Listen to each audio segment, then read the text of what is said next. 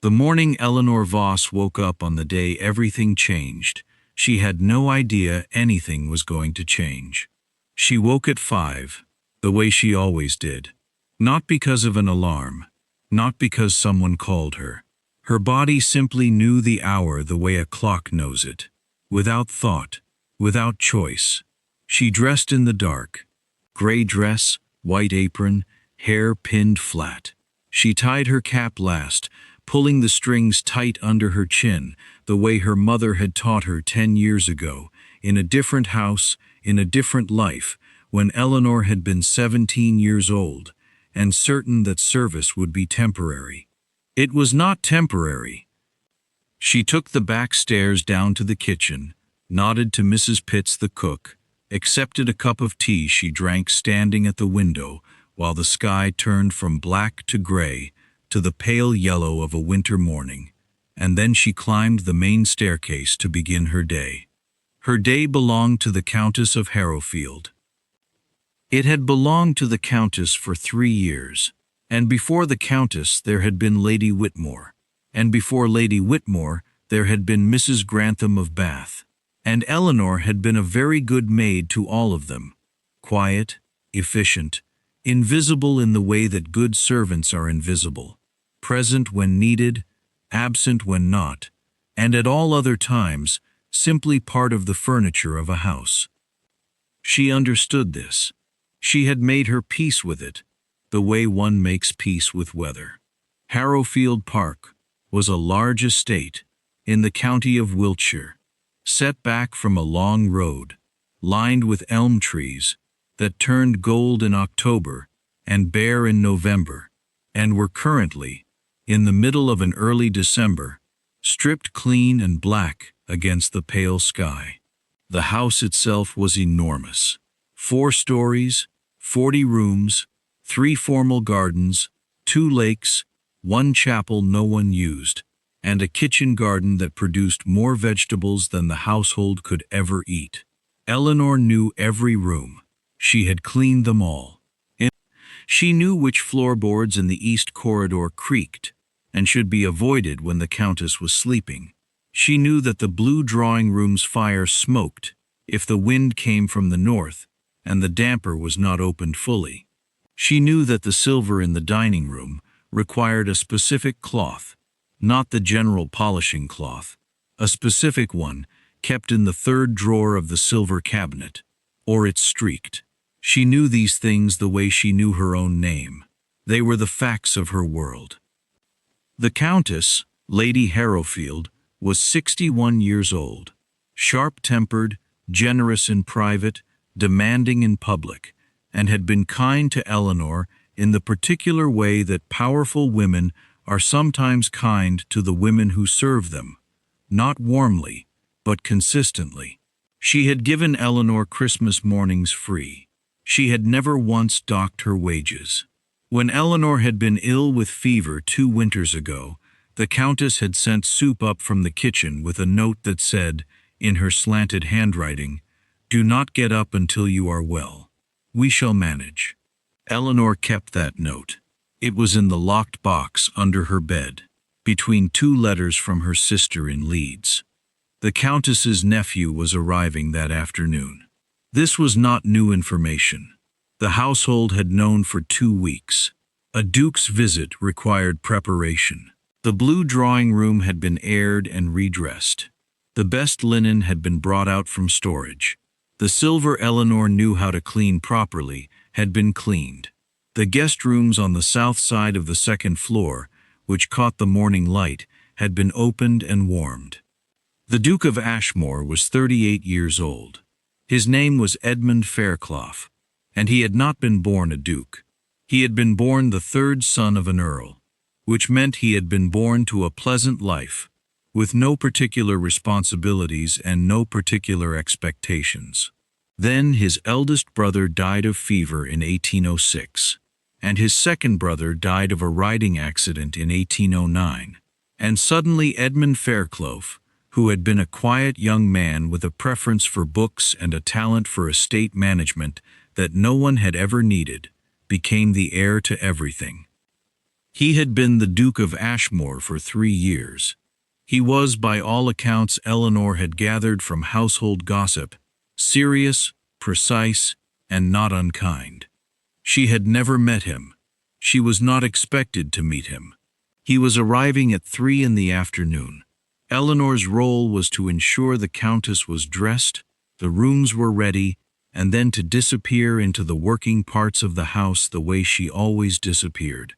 She was very good at this. At 2:30, the Countess was dressed, the rooms were ready, and Eleanor was in the blue drawing room. This was not where she was supposed to be. She was supposed to be in the Countess's dressing room, sorting ribbons, but she had come in to check the fire. The wind was from the north, and she had wanted to be sure the damper was properly open. And while she was there, she had noticed that the correspondence from the morning was still on the writing desk, unsorted, and the Countess received a great deal of correspondence and did not like to see it piled without order. So Eleanor was sorting letters at the Countess's writing desk, which she was not supposed to be doing, in the blue drawing room, which she was not supposed to be in at this hour, when the door opened. She did not hear it open. The fire was settled and the room was quiet, but she was not listening for the door, and the carpets in this room were thick enough to swallow footsteps entirely, and she was concentrating on the letters, because the Countess's correspondence arrived from 3 separate sources and needed to be kept in 3 separate piles, and Eleanor had developed a system for this over 3 years that worked very well and required attention. She became aware that she was not alone in the room when she turned to set a letter in the stack on the left side of the desk. She turned and walked directly into a wall, except the wall was warm, and the wall stepped back. And the wall said, "Good God," in a low voice, and caught her by the elbow before she lost her balance entirely, and Eleanor looked up, because the wall was considerably taller than she was, and found herself looking at a man she had never seen before. He was looking back at her with an expression of mild surprise that was already shifting into something more composed, the way a face rearranges itself when the initial shock has passed. Dark coat, dark eyes. A face that was not handsome in an easy, obvious way, but was the kind of face you kept looking at because there was something in it you hadn't worked out yet. The letters were on the floor. Both her hands had gone to grab something when she stumbled, and she had been holding the correspondence, and it was now on the floor. All 3 stacks, mixed together. The system she had spent 3 years perfecting, completely destroyed in the space of 2 seconds. Her cap was also on the floor. The ribbon had caught on his coat button when she stumbled into him, and the cap had simply come off, and it lay between them on the carpet, white and small and entirely out of place. She looked at the cap. She looked at the letters. She felt the specific, terrible feeling of 3 years of careful, invisible work coming undone all at once, and her hands, still raised from grabbing at nothing, came together in front of her, like 2 things that did not know what to do with themselves. Then she looked at him. He was already looking at her. "Forgive me," he said. "I did not know anyone was in here." She said, "The fault is mine, Your Grace." Because it was. She was not supposed to be in this room. She had been about to say so, about to explain. The letters, the fire, the damper, but he spoke again before she could. "Are you hurt?" "No," she said. "Not at all. I am." She bent to pick up the letters and the cap together, and he bent at the same moment, and they almost collided again, and he straightened up with the cap in his hand. He looked at it for a moment. Then he set it, very deliberately, on the writing desk. Not on the floor, not returned to her. On the desk, as if it were an object that belonged to the desk, or perhaps an object he intended to think about later. I am the Countess's maid, Eleanor said. She straightened up with a handful of letters that were no longer in any order at all. I was sorting correspondence. I am sorry to have been in your way, Your Grace.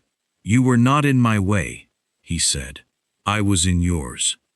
He looked at her again, and she had the feeling, a feeling she could not name, a feeling she had not had in a long time, of being looked at, rather than merely seen, not examined, not assessed, simply looked at, the way one looks at a thing one finds genuinely interesting.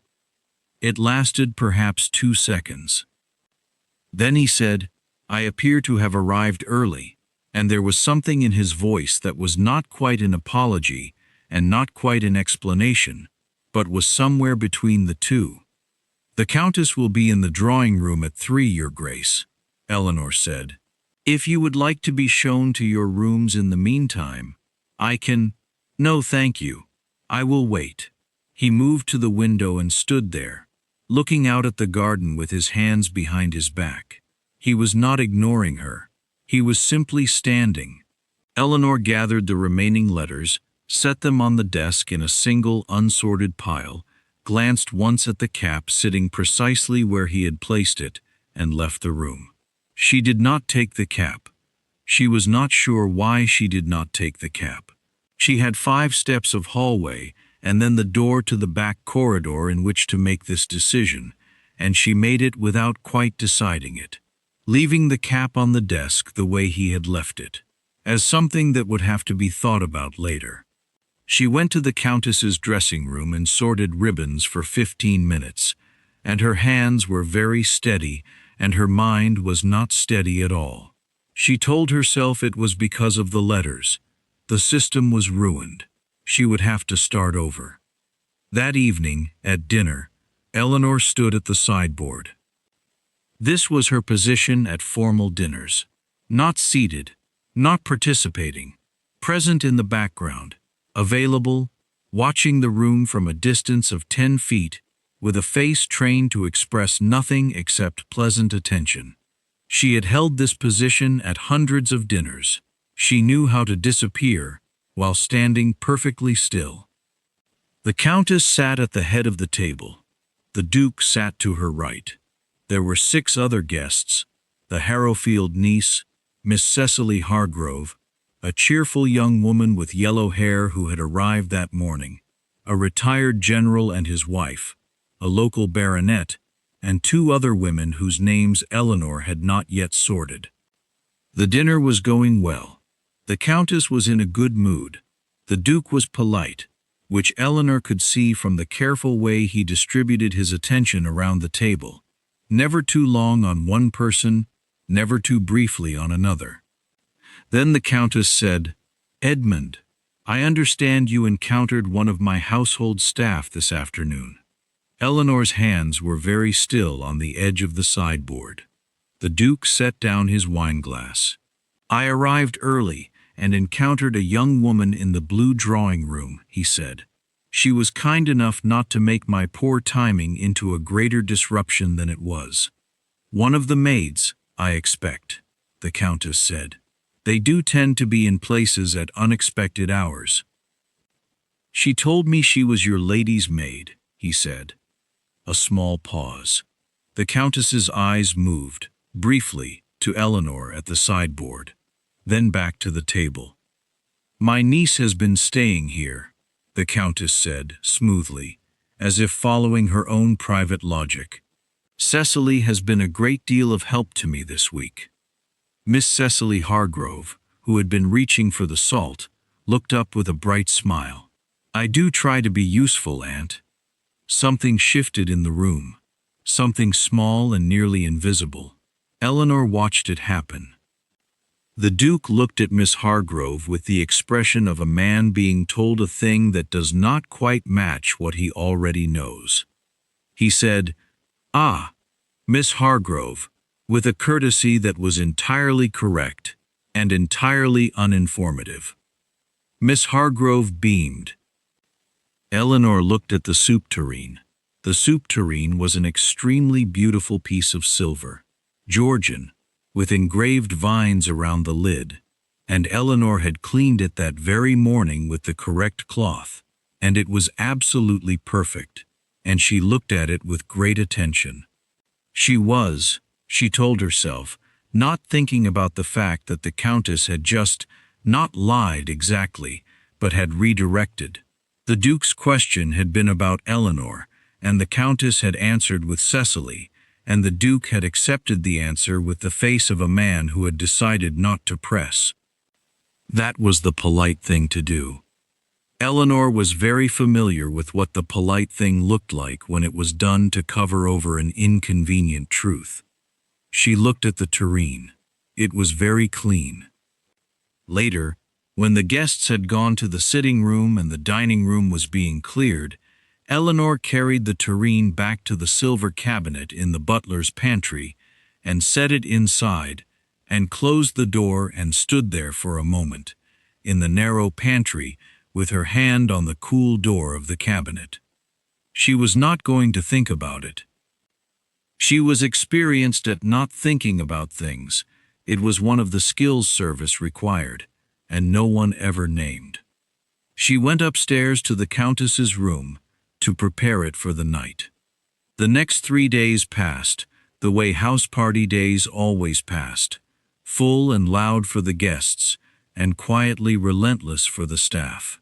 Eleanor moved through the house on her particular path, dressing room to drawing room to dining room and back, noting things, fixing things, making herself available and unobtrusive, which required a particular kind of attention that most people never thought about, because it was designed to be unnoticeable.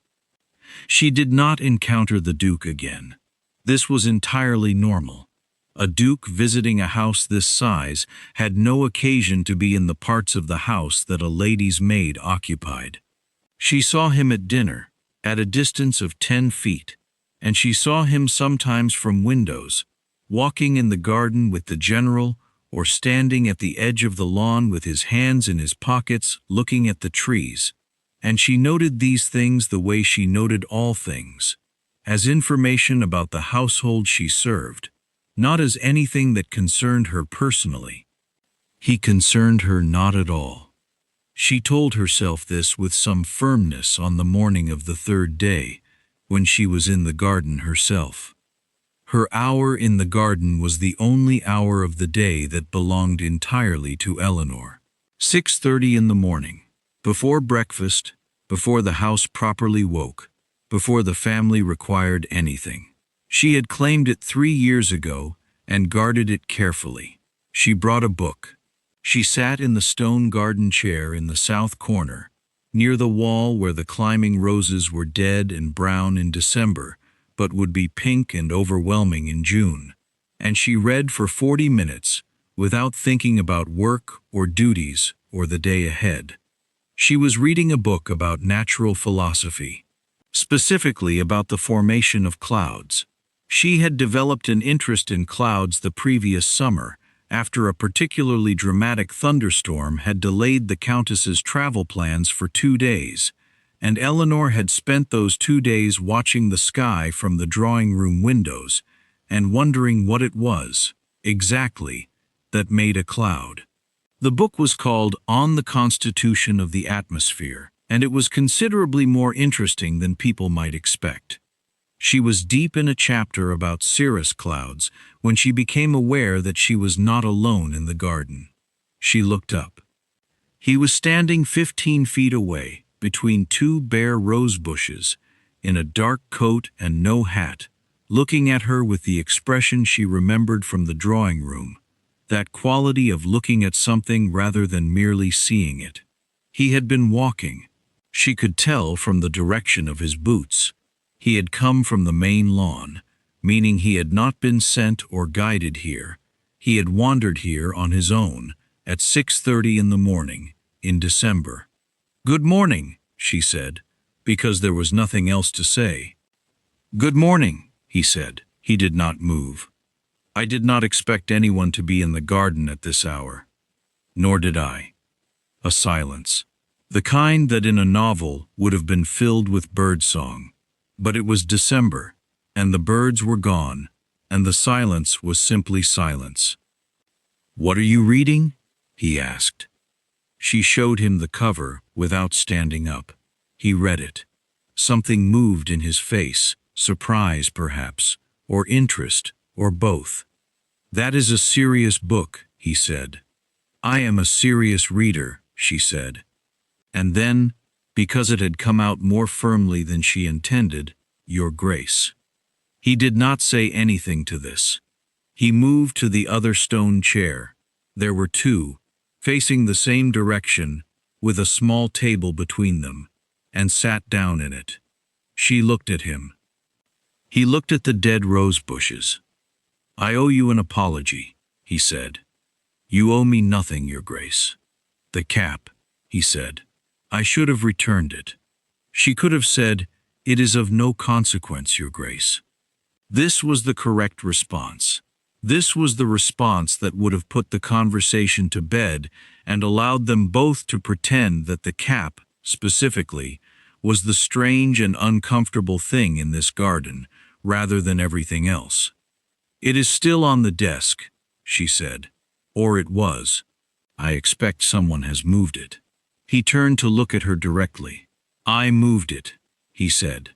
"It is in my rooms." She stared at him.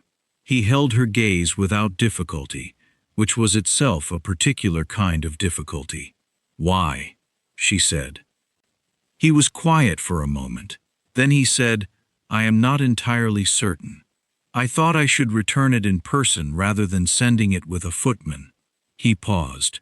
That seemed to matter. Eleanor looked at the rose bushes. They were very bare and very brown, and perfectly still in the cold air. She said, "The Countess will be awake within the hour." "I know. I have work to do before she wakes." "I know that too." She closed her book, stood, smoothed her apron, and looked at him one more time. He had turned back to face the rose bushes and was sitting in the stone chair with his long legs stretched out in front of him and his hands in his coat pockets, the picture of a man who intended to stay exactly where he was for as long as he pleased. She left. She went back up the kitchen stairs. She did her work. Her hands were very steady. Her mind was very loud. She did not sleep well that night, which was unusual. Eleanor was a disciplined sleeper. She had learned early in service that a tired maid was a careless maid, and a careless maid did not keep her position, and so she had developed the ability to put her thoughts away at night the way she put linens away, folded, placed, and closed. It was a skill she was proud of. It failed her entirely on the night of the third day. She lay in her attic room, small, clean, with a sloped ceiling and one window that looked out on nothing but sky. And she looked at the ceiling and thought about the cap. He had kept it. He had moved it to his rooms. He had said that returning it in person, rather than through the convenient distance of a footman, had seemed to matter. It was the kind of thing that could be taken a number of ways, and Eleanor, who was a practical woman, tried to take it in the most practical way first. Perhaps he was merely being polite. Perhaps he was the sort of man who felt that careless treatment of other people's belongings was uncivilized, and this was nothing more than an expression of that feeling. This interpretation lasted approximately 4 minutes before she set it aside for being insufficient. The second interpretation was less comfortable. It was that the Duke of Ashmore had noticed her, not just registered her presence, the way one registers the presence of furniture, but actually noticed her, seen her, carried the fact of her into his rooms, along with her cap, and thought about it enough that returning it personally seemed, to him, to matter. This interpretation frightened her in a way she could not immediately explain. She tried to explain it to herself, lying in the dark with the sounds of the house settling around her. She had a gift for explaining things to herself. It was how she had survived 10 years of service, with her sense of herself intact. Through the patient, Honest examination of things she would rather not have examined. The honest examination produced this. She was frightened because she knew what happened when people above her noticed her. She had seen it happen to other women in other houses. The notice itself was not the problem. The problem was what followed it. Notice led to disruption. Disruption led to instability. And the thing Eleanor had in this house, the thing she had built over 3 careful years, was stability. She had a position. She had wages. She had the Countess's consistent, if cool, regard. She had her hour in the garden in the morning and her locked box under the bed with its 2 letters and 1 pressed flower and 3 years of carefully saved money. She thought about the money. It was not a large amount, but it was the beginning of an amount that would eventually, she calculated, some nights, in 4 more years, be enough to set herself up independently as a seamstress or a milliner, working for herself, answering to no one. 4 years. She was 27. At 31 she could stop being furniture. That was the plan. That was the plan she had been protecting for 3 years, and it required nothing to disturb it. It required her to be invisible and reliable and competent and undisruptive. It did not require the Duke of Ashmore to notice the quality of her reading material at 6:30 in the morning and then sit in the garden for God knew how long after she left. She turned over in bed and faced the wall. She was being ridiculous. He had been polite. He was evidently the sort of man who was polite to everyone. That was all it was. She closed her eyes. The anger came then, which was familiar and welcome. She reached for it the way she always reached for it when the other feelings became too large, like a known tool, something that had always worked, something whose weight she recognized. Anger was clean. Anger required nothing. She was angry at the cap on the desk, and the cap in his rooms, and the sitting in the garden, and the Veers.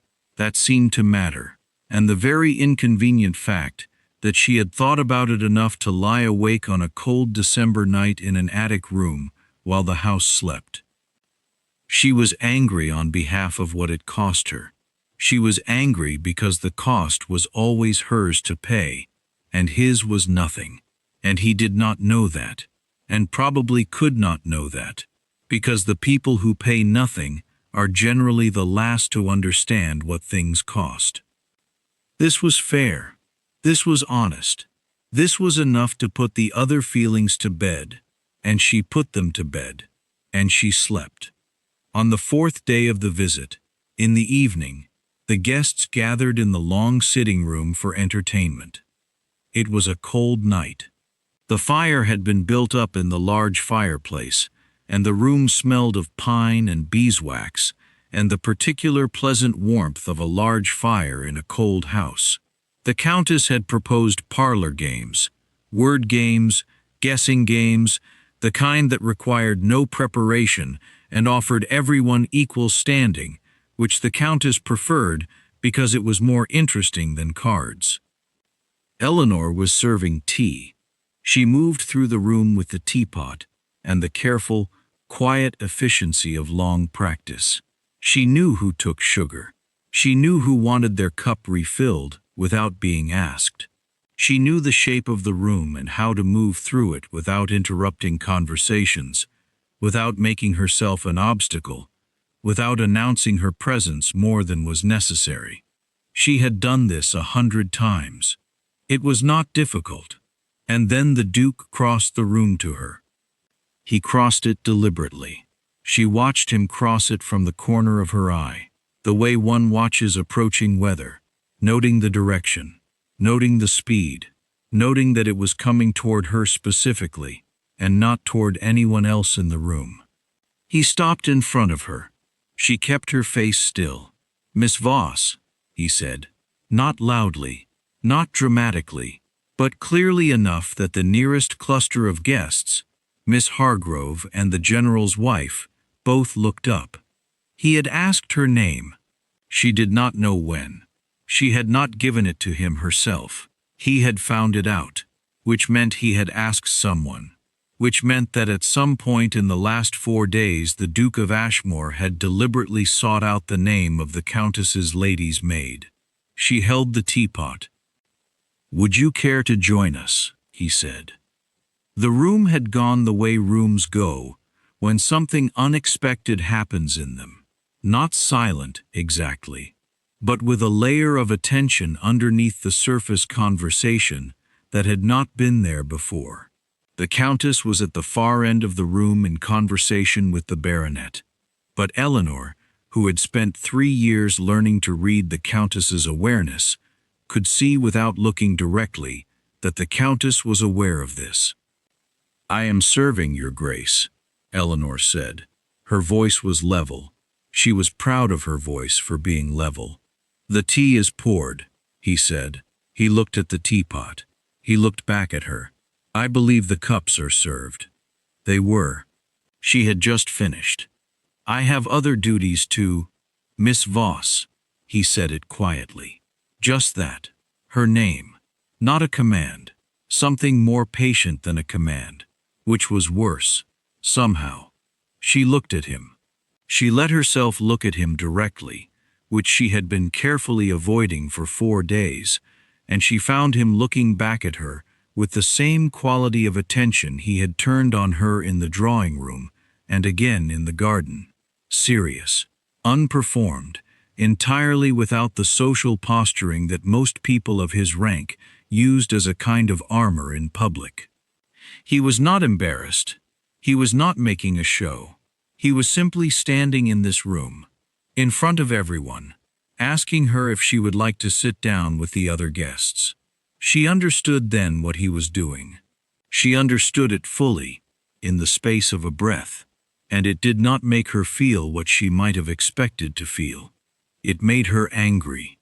Not at him, or not only at him, at the situation, which was enormous and complicated and entirely his to create and hers to navigate. At the fact that the room was watching, at the fact that Miss Hargrove had paused her conversation and was looking between them with an expression of bewildered curiosity, at the fact that the Countess, still at the far end of the room, had gone very still, at the fact that this moment, this small and extraordinary moment, was happening in front of everyone, and she had not chosen it and could not escape it, and the cost of it, whatever the cost turned out to be, would be entirely hers. "Thank you, Your Grace," she said. She kept her voice clear and her face composed. "You are very kind." She moved to set the teapot on the side table. She did not sit down.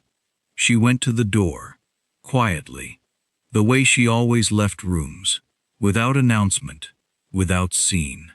She was out of the sitting room and in the hallway, and then the back corridor, and then the kitchen stairs, before she allowed herself to breathe differently.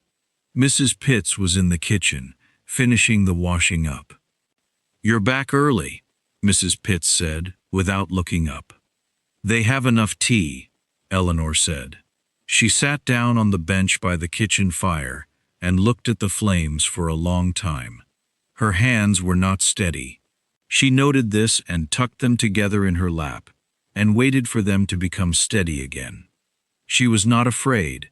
She examined herself carefully and found that she was not precisely afraid. She was something more complicated than afraid. She was the way you feel when you are standing at the edge of something large and unfamiliar, and you cannot tell whether you are about to fall or about to step forward. The logs in the fire shifted. A log fell. A shower of sparks went up and disappeared. She went to bed early and slept straight through without waking. The 5th day. She did her work. She dressed the Countess. She sorted the correspondence, which had been sorted once already by someone and was now in the wrong order again, and she sorted it back with careful attention. She arranged the Countess's room for the morning. She brought the correct cloth from the third drawer of the silver cabinet and cleaned the silver that needed cleaning, which was not the whole cabinet, just the pieces that had been used at dinner.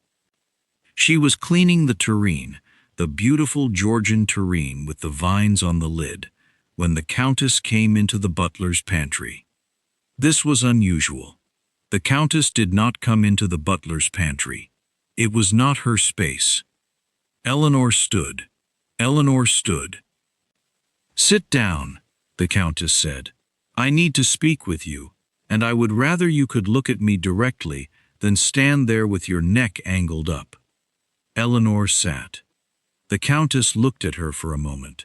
Her expression was not angry. It was something more complicated than anger, the face of a woman calculating several things at once. "You are aware," the Countess said, "that my nephew drew attention to you in the sitting room last night." "Yes, my lady." "What did you make of that?" Eleanor was quiet for a moment. She considered giving the safe answer, the correct answer, the answer a lady's maid gives in this situation, which is some version of, "I hardly know, my lady. I expect His Grace was simply being generous." She knew how to give that answer. She had given versions of it many times. She said, "I did not ask for his attention, my lady."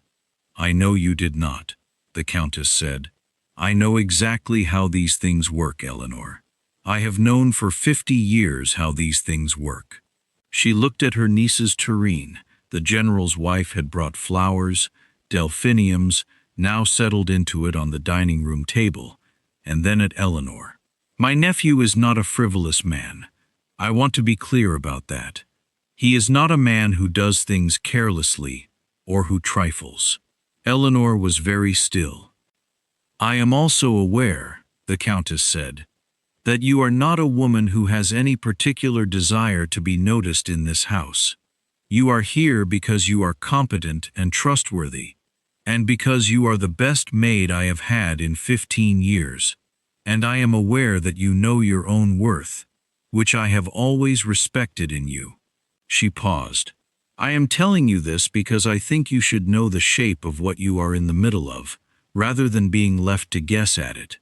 "What am I in the middle of, my lady?" Eleanor asked. The Countess was quiet for a long moment.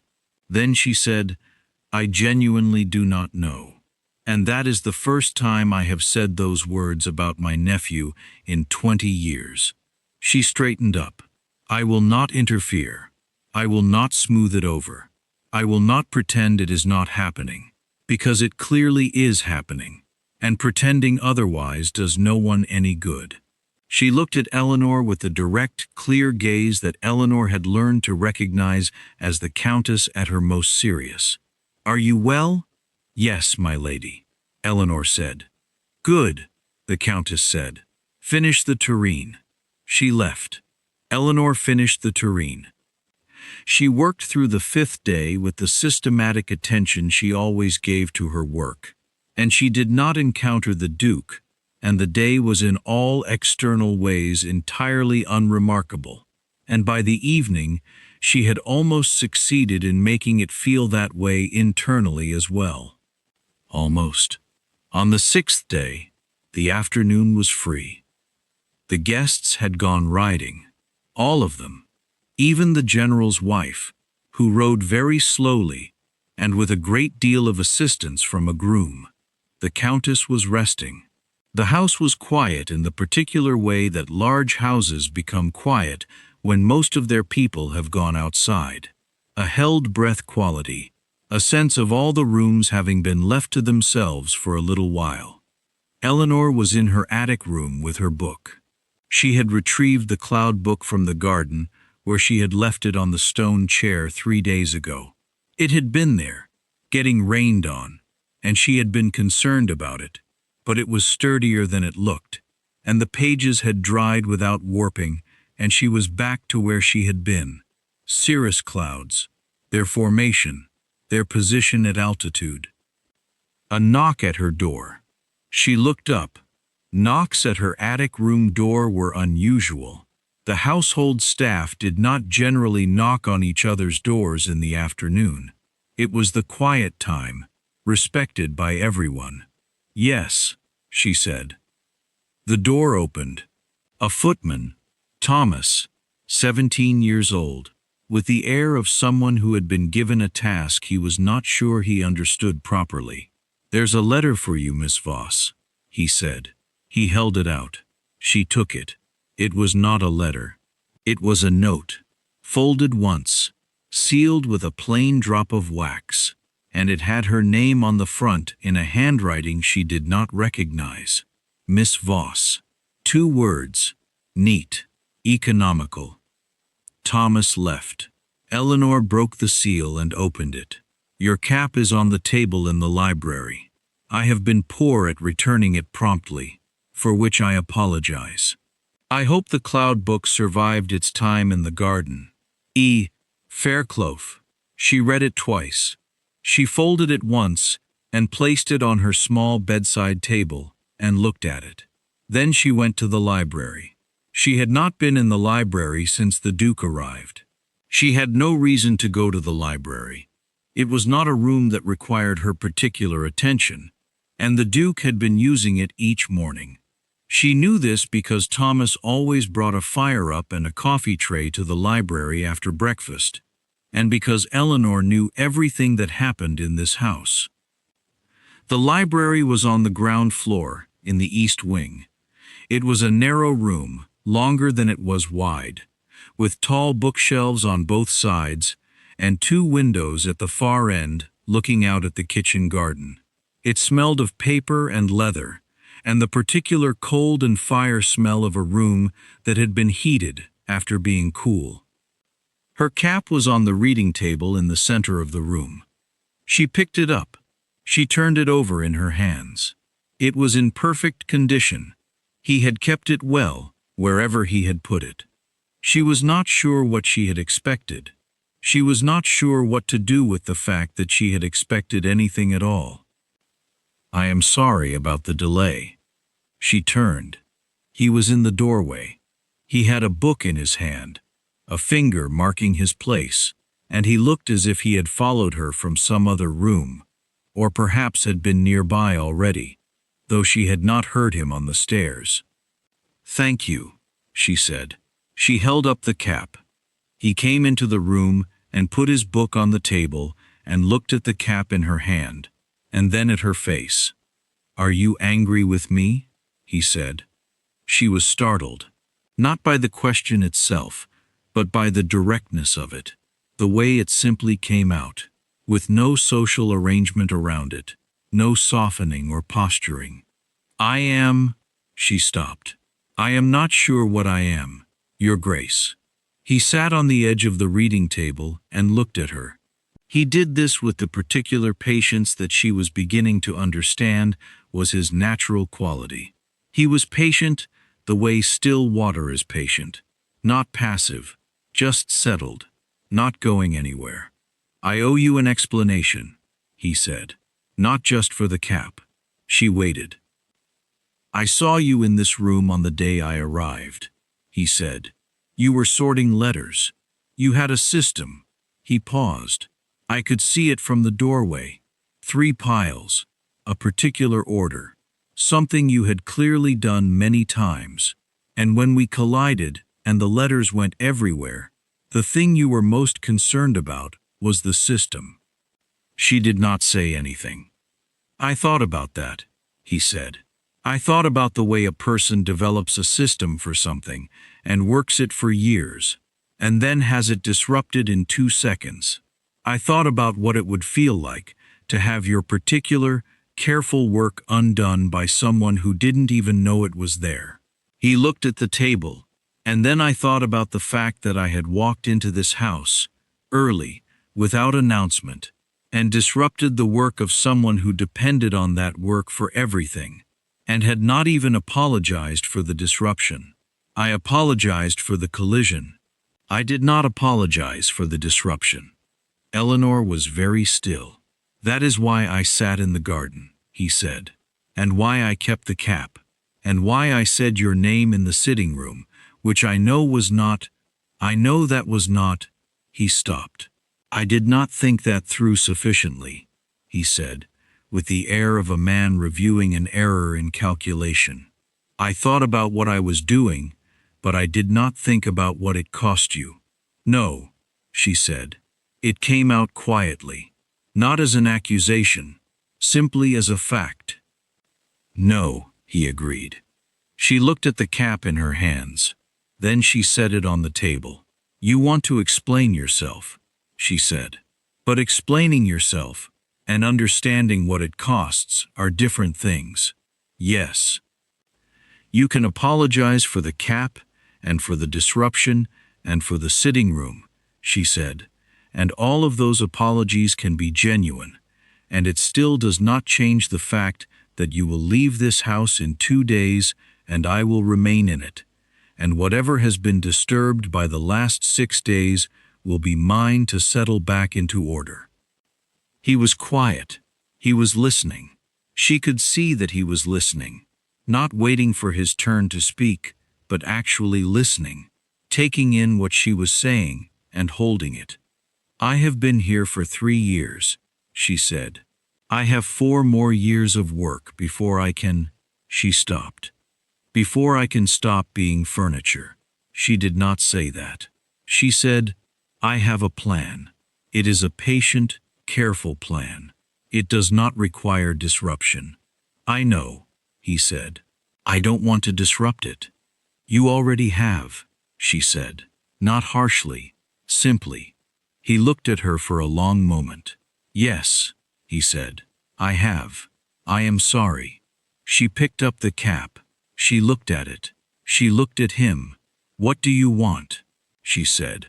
It was the question she had not let herself ask for 6 days, because asking it gave it a shape, and giving it a shape made it real, and she had been managing it as a shapeless thing, something that could still be ignored. He did not answer immediately. He was the kind of man who did not answer questions immediately, she had noticed. He answered when he was ready to answer, not when the social pressure to answer became uncomfortable. I am not sure, he said. I know that is not a satisfying answer. It is an honest one.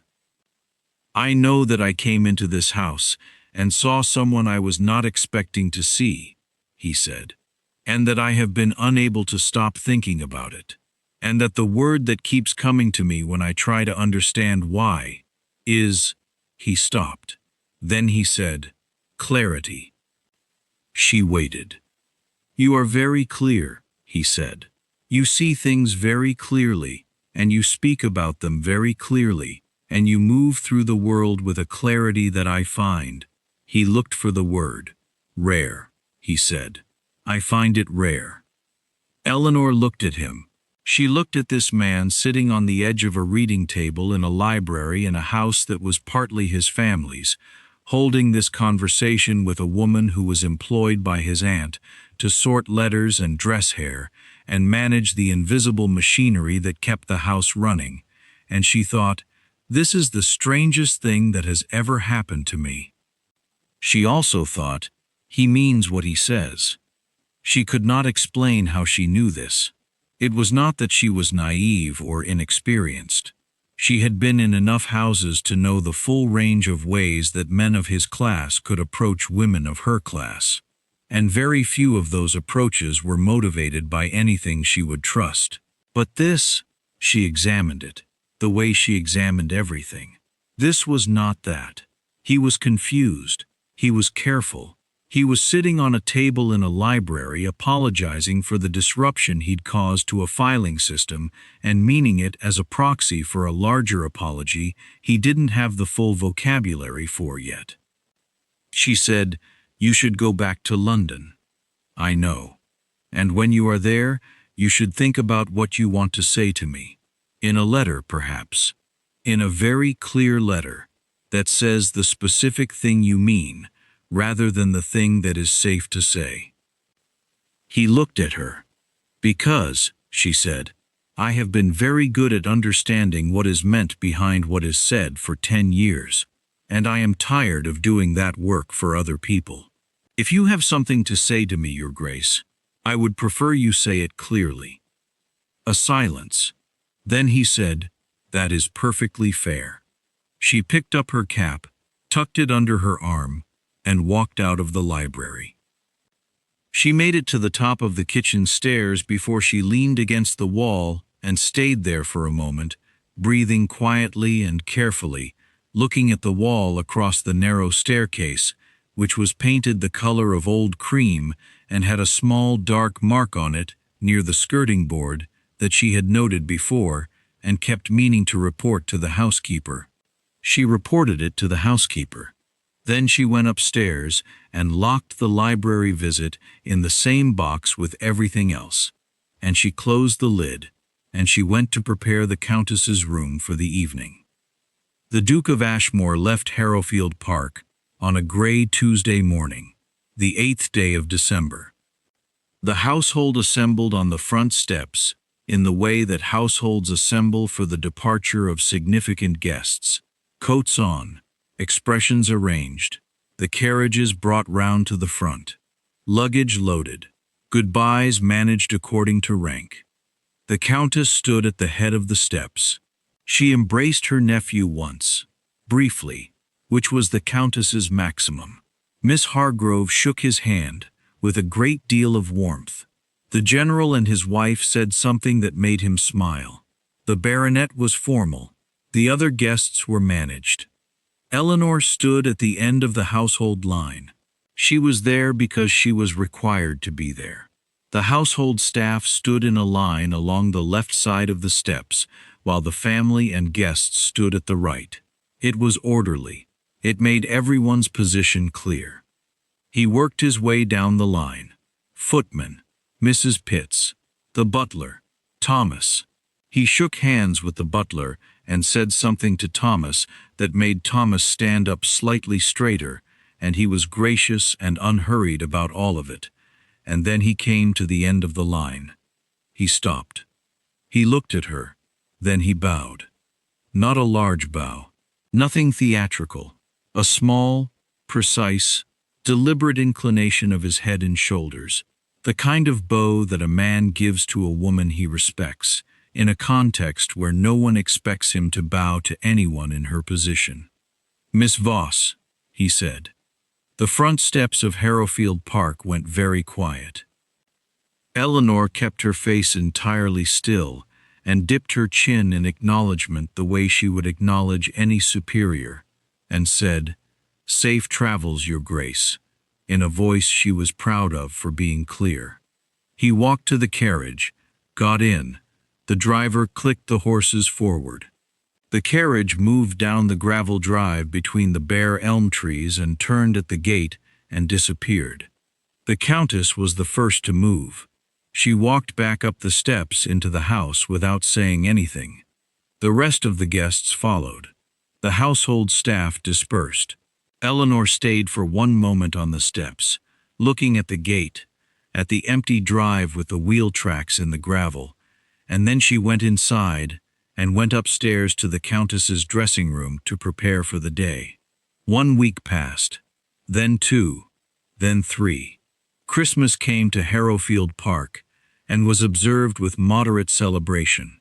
There was goose at dinner and a small exchange of gifts among the family, and the household staff received their customary packages of tea and sugar, and Eleanor's included a card from the Countess that said, in her slanted handwriting, "With gratitude for another year of excellent service."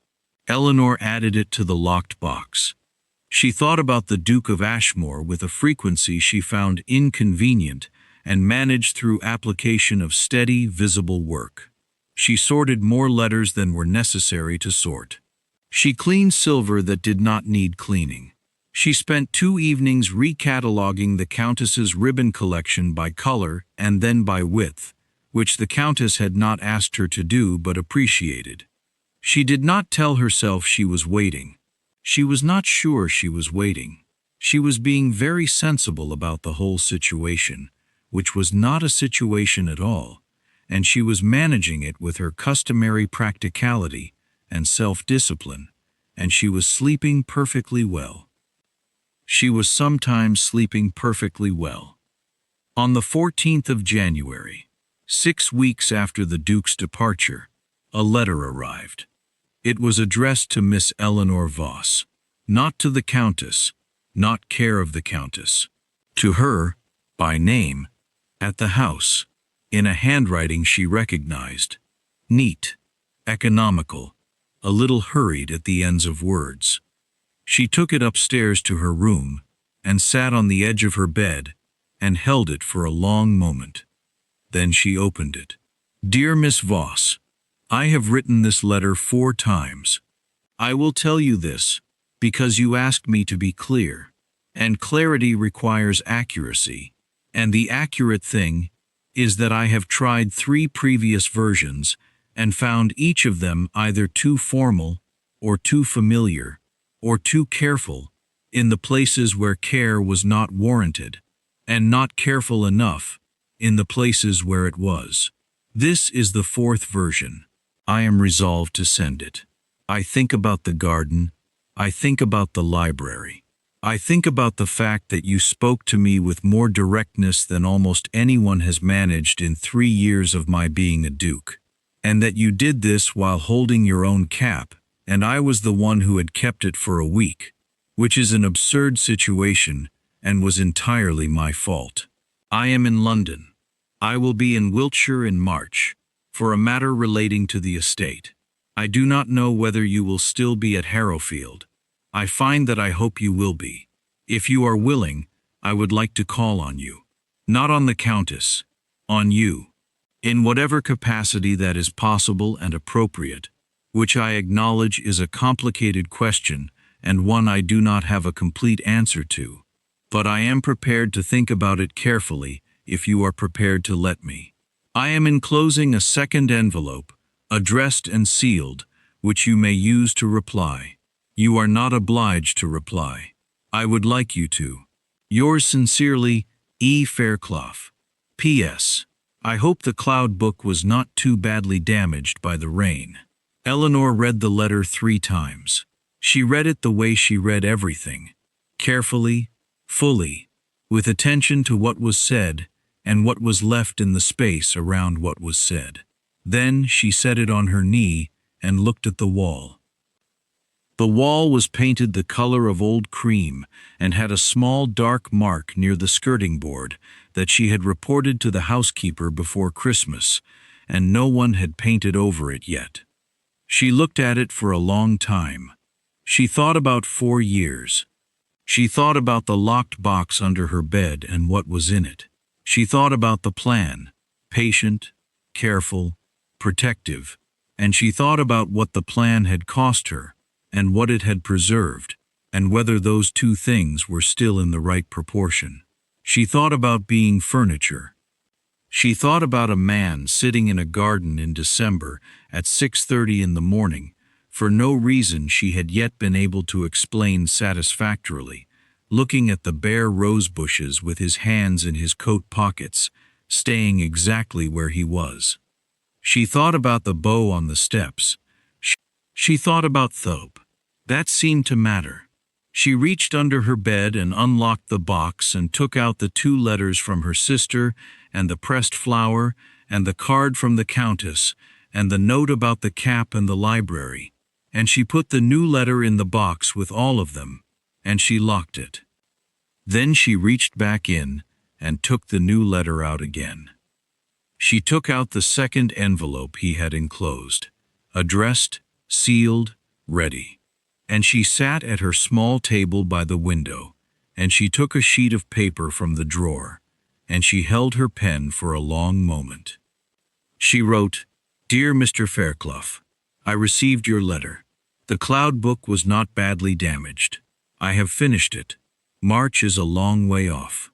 I expect I will still be here. She stopped. She looked at what she had written. She looked at the wall, the mark by the skirting board. She wrote, I think you should know that I have a plan. It is a 4-year plan, and it is important to me, and I will not abandon it or reduce it or allow it to be disrupted.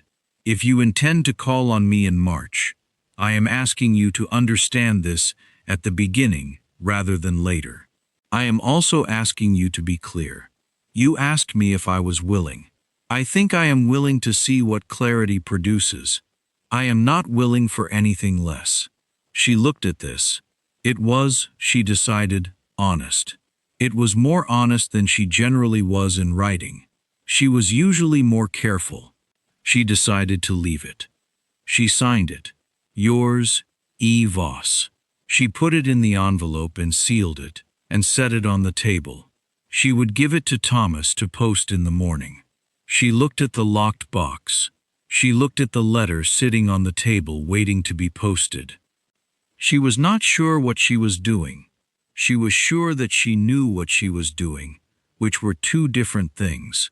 She was moving into territory she had never been in before, and she was doing it with her eyes open and her plan intact, which was the only way she knew how to move into anything. She put the locked box back under the bed. She went to bed. She slept well. For the first time in 6 weeks, she slept very well. In the morning, she posted the letter. March came to Harrowfield Park with cold rain, and then sudden warmth, and then cold rain again, the way March always arrived in Wiltshire. Unreliably, in contradiction of itself, offering brief windows of something that almost felt like spring before taking it back. The elm trees along the drive were beginning to show the small, tight buds that would become leaves in April. The rose bushes in the south garden were producing the first tentative shoots, pale green against the brown of the canes. The kitchen garden was being turned over for spring planting. Eleanor was in the garden. It was 7 in the morning. She had extended her hour by 30 minutes, which the Countess had sanctioned in a way that required no explicit words, only the absence of any comment about it. The Cloud book had been replaced with a different book, this one about mathematics, which she had borrowed from the Harrowfield Library with the Countess's permission. She was finding it considerably more difficult than Cloud's. She heard the carriage on the drive. She did not look up immediately. She finished the paragraph she was reading, which was about the nature of curves and required full attention, and then she set the book on her knee and looked toward the house. The carriage had stopped at the front. She could see it from the garden. The dark carriage, the horses being held by a groom, the door opening. He was taller than she remembered, which was strange, because she remembered him as tall. He wore a dark coat and no hat. She had never seen him in a hat, she realized. And he spoke to the driver briefly and then turned toward the house. He turned toward the house, and then he turned toward the garden, which was either chance or deliberate, and he saw her. She stayed where she was. So did he, for a moment. A man standing in the March cold between the carriage and the house, looking across the lawn and the bare rose bushes at a woman sitting in a stone chair with a mathematics book on her knee. She lifted the book slightly, which was, she decided, absurd, but it was what happened. He started walking toward the garden. She closed the book and set it on the table between the 2 stone chairs and smoothed her apron and waited.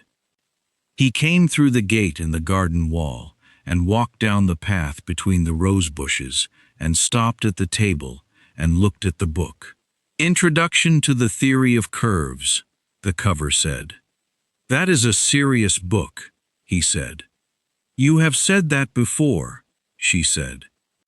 Something moved in his face, the same thing she had noticed the first time, a quality of actual attention, of being genuinely present, that she had learned in 6 weeks of thinking about it was his consistent characteristic. He was present. He paid attention. He did not perform these things. They were simply in him. "I wrote to you twice," he said. "You wrote back once." "I replied to the first letter," she said. "The second one did not require a reply." "No," he agreed. "The second letter had been short. 2 lines saying he would arrive on the 12th of March and hope to call. No, it didn't. He sat in the other stone chair. He had done this before. He sat in it the same way, with his legs stretched out, at ease in the stone chair, the way most people were not at ease in stone chairs. Your plan, he said. 4 years. Yes. Will you tell me what it is? She looked at him. She had thought about this, whether she would tell him, and she had decided that she would, because clarity required it, and she had asked for clarity, and could not therefore withhold it. She told him. She told him about the money in the locked box, and the 4 years remaining, and the milliner's shop she had decided on over the seamstress shop, because she found hats more interesting than seams, and the town she intended to go to, which was Bath, because Bath had a class of women who could afford good hats and appreciated them. He listened to all of it. He did not interrupt. When she finished, he said, I would not ask you to give that up. I know, she said. That is partly why I am speaking to you. He looked at the rose bushes. They were producing their spring shoots, pale and tentative, full of potential they had not shown yet. I do not have a clear plan, he said. I will be honest about that. I have been thinking about this for 6 weeks, and I do not have a clear plan in the way that you have a clear plan. I know, she said again. I know what I want, he said. I want to see you. I want to write to you. I want to continue the conversation we began in the library, which I do not think is finished. He looked at her. I do not know where it goes from there. I know that sounds inadequate. It does, she said. And I know that the inadequacy is mine to resolve, not yours. I know that you are the one who navigates the complications of this, and I am the one who creates them, and that is not a fair distribution. No, she said. It is not. I do not know how to make it fair, he said. I can tell you that I intend to try. She looked at him. She looked at this man who had come back in March, as he had said he would, who had sat down in the stone chair again, who was telling her the truth with the same unperformed directness he had shown her 6 weeks ago, and she thought, this is not simple. None of this is simple. She also thought, I have been waiting for something for a very long time. Not for him specifically, she corrected herself, because she was not the sort of woman who waited for men. She had been waiting for someone to see her the way she actually was, not the function she performed, not the role she occupied, not the useful, invisible presence required by the daily machinery of other people's lives. Someone who would sit in the garden and listen to her explain a 4-year financial plan for a hat shop and find it genuinely interesting rather than quaint. He found it interesting. She could see that he did. She said, You may call again on Friday. His expression changed. Not dramatically, but there was something in it. Relief, perhaps, or something younger than relief. Yes, he said. Friday. And you should know that I intend to keep seeing you in this garden, because it is my garden time, and I am not giving it up. I know, he said. I would not ask you to. She picked up her mathematics book and opened it to the right page. He sat in the stone chair and looked at the rose bushes. They stayed like that for the remaining 20 minutes of her morning hour. Her reading, him quiet beside her in the thin March light, with the pale shoots on the rose canes, and the cold air coming off the lawn, and the house warm and solid behind them. She did not know what came next. She was honest with herself about this. She genuinely did not know. There were too many things she could not predict. Too many ways this story could resolve or fail to resolve. And she was a woman who liked to know the outcome of things before she committed to them.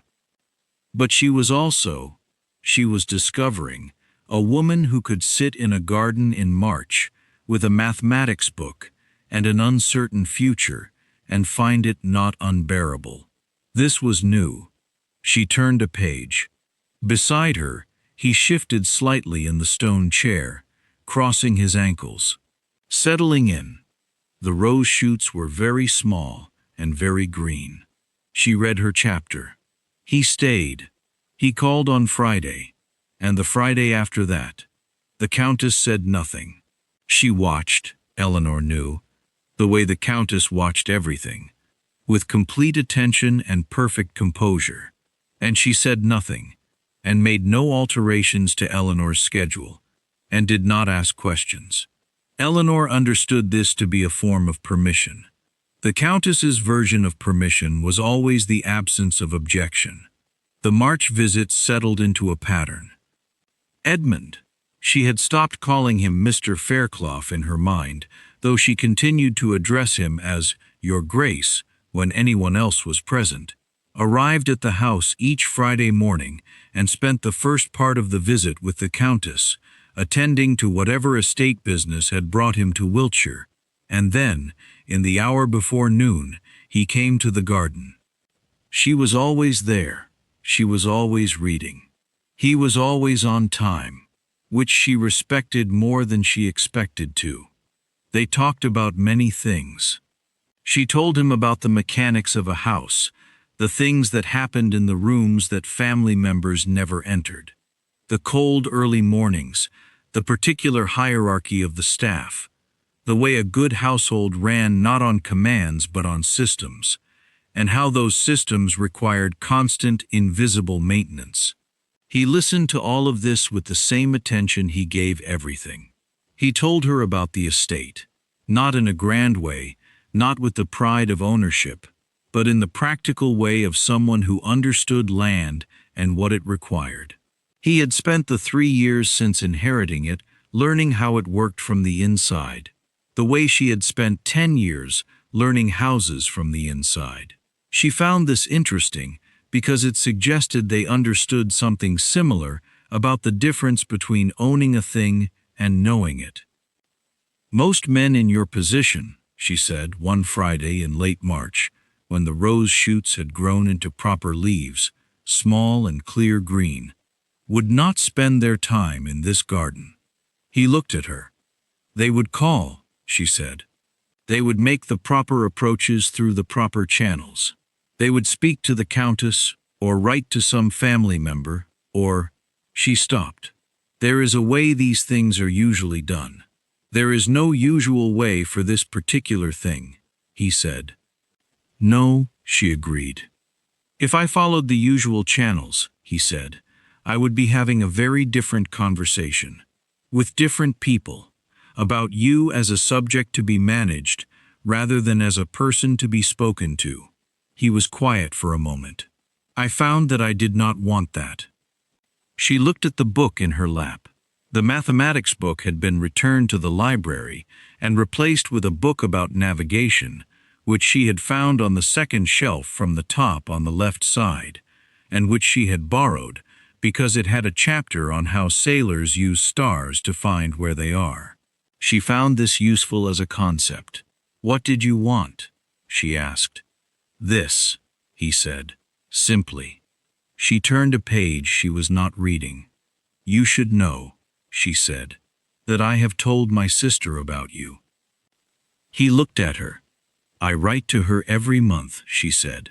She is in Leeds. She sews gloves. She kept her eyes on the page. I told her about the cap and the garden and the sitting room and the library. I told her all of it. What did she say? She said I was either very brave or very foolish, and she couldn't decide which. She paused. She also said she would like to meet you. He was quiet for a moment.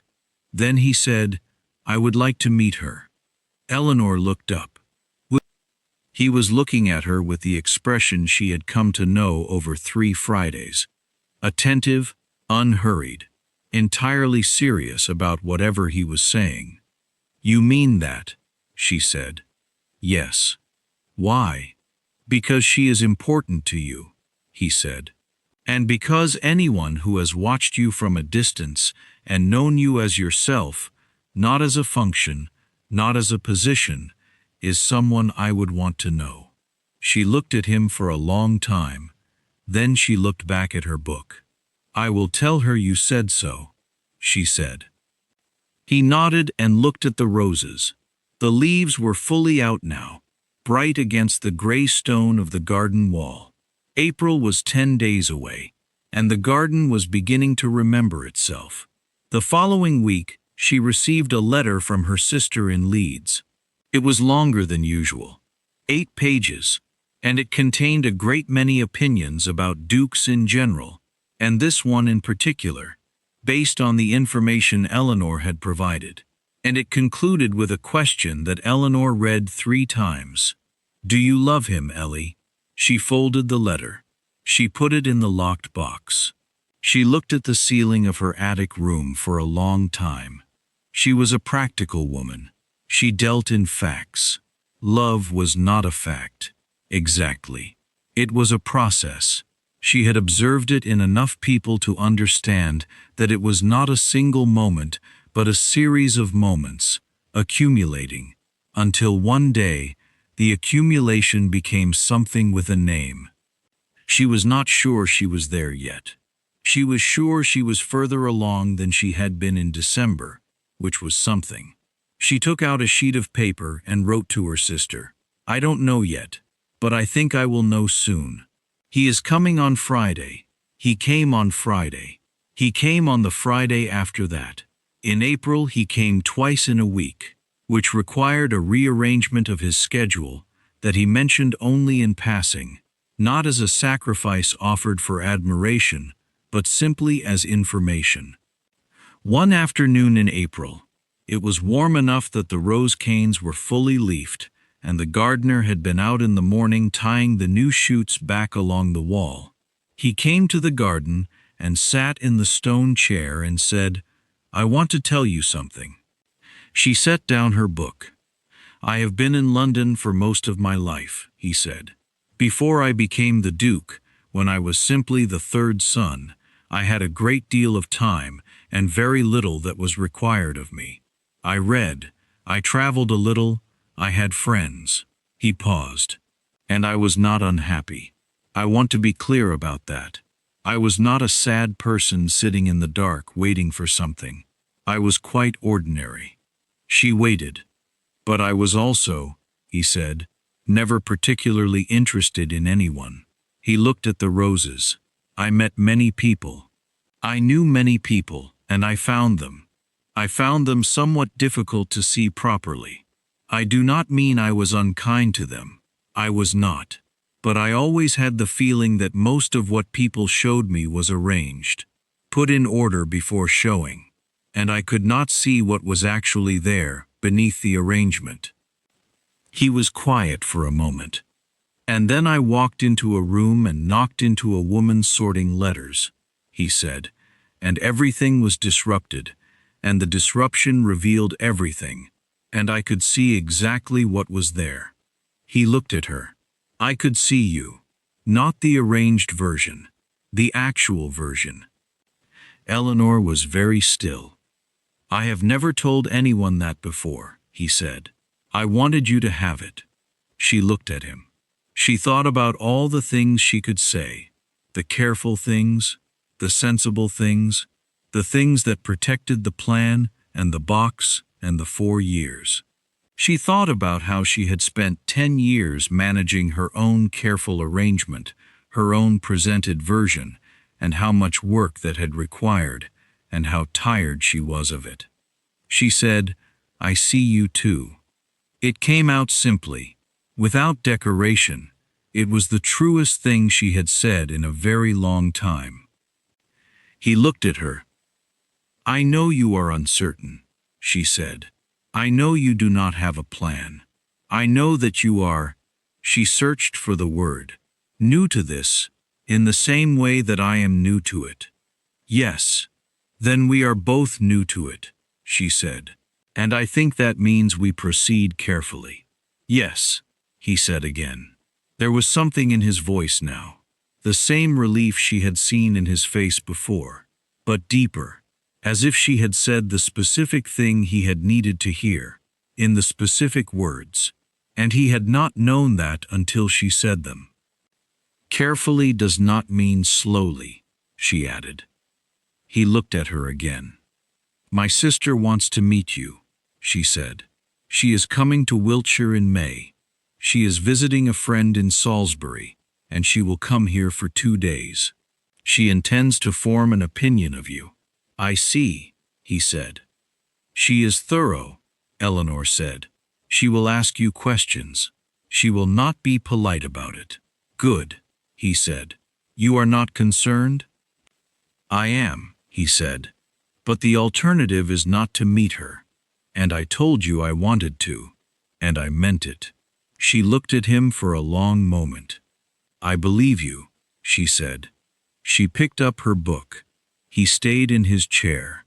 The April afternoon was warm, and the light was the soft gold of a sun that had remembered it was supposed to be warm, and the roses along the wall had opened their first flowers, pink, early, slightly wild-looking in the new warmth.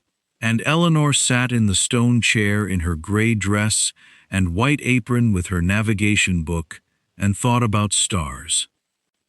She thought about how sailors use stars to find where they are, not to decide where they are going, but simply to know, clearly and exactly, their position in a very large and unfamiliar sea. She thought about how useful that was. She thought about the locked box under her bed, and the letters in it, and the plan, and what the plan was protecting, and whether the protection was still required in quite the same way. She did not reach a conclusion. She was not the kind of woman who reached conclusions in garden chairs in April. She was the kind of woman who gathered information, checked it carefully, and let the conclusion arrive when it was ready. She turned a page. He sat beside her in the stone chair with the late April light on his coat and no particular expression on his face. At ease, unhurried, completely present. And he was quiet, the way still water is quiet. The roses were very pink. The garden held them both without comment.